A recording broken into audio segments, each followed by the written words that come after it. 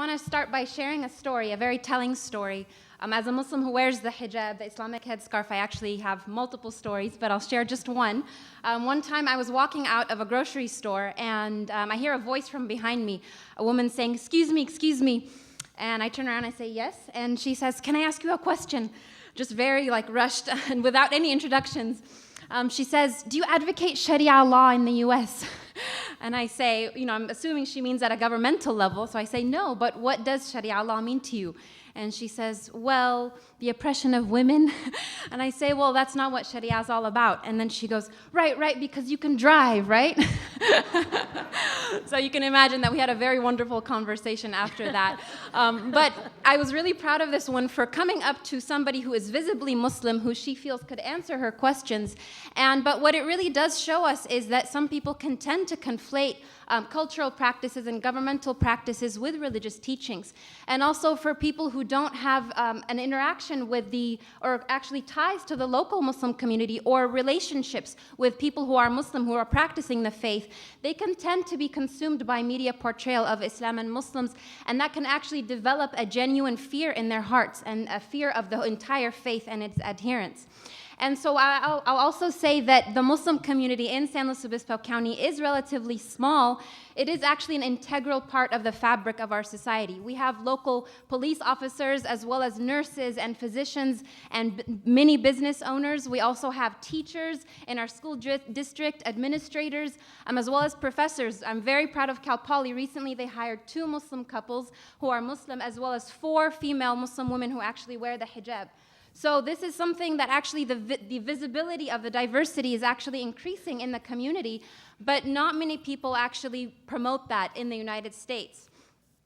Particularly for Muslims, what exacerbates the problem, that already existing problem of fear and ignorance, is the fear-mongering and the Islamophobic rhetoric that has spiked during the election season.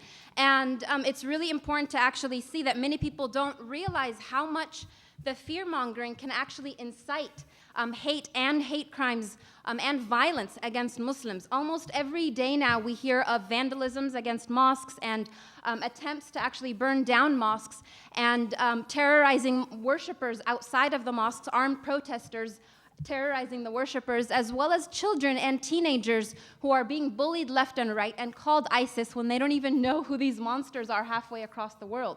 So it's something very important for us to consider. But what I will say is that after hearing all of these hate crimes and knowing of the discrimination that exists throughout California, our state, and many other states, I will say that SLO County is very different, to be honest. I was born and raised in SLO, and I have many experiences here. I find that the people are genuinely loving and kind-hearted, and the sense of community is incredibly strong. And I witnessed this especially last month when over 250 residents of SLO County gathered at the Mosque of Nasreen to show their support for the Muslim community. And they were united in one voice that love does trump hate. And yes.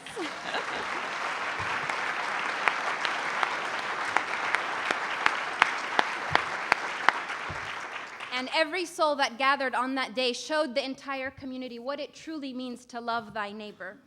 And this rally began multiple conversations about the importance of education and the importance of human connection.